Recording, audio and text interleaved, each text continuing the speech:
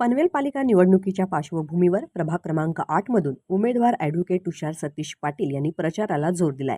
घराघरात भेटी, स्थानिक नागरिकांशी संवाद साधत त्यांनी प्रभागातील ज्वलंत प्रश्नांवर आपली भूमिका मांडली आहे। यावेळी त्यांनी रस्त्यांची दुरवस्था, पिण्याच्या पाण्याची समस्या तसेच पावसाळ्यात साचणाऱ्या पाण्यामुळे नागरिकांना भेडसावणाऱ्या अडचणींवर विशेष भर दिलाय।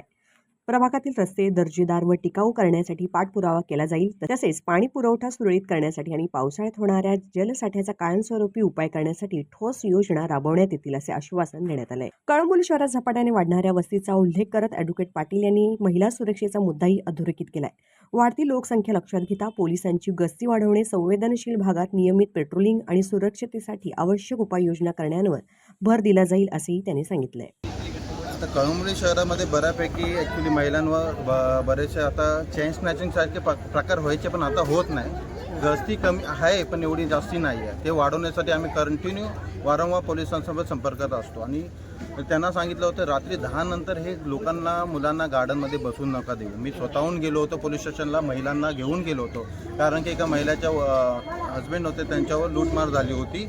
त्याच्यासाठी म्हणजे ते आले होते रिक्षावरनं, कामावरनं। आम्ही पोलीस स्टेशनला स्वतःहून गेलो आणि त्यांना सांगितलं गस्ती वाढवून घ्या, कारण की बऱ्याच प्रमाणात महिलांना सेफ्टी पण नाही आहे।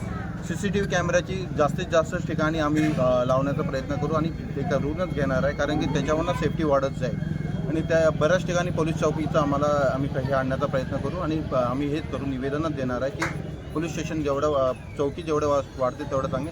आणि महिलांसाठी अशी एक हॉटलाईन निर्माण करा की काही झालं तरी लगेच पोलीस तिथं पोहोचले पाहिजेत आणि महिलांना काही सेफ्टी वाटली पाहिजे।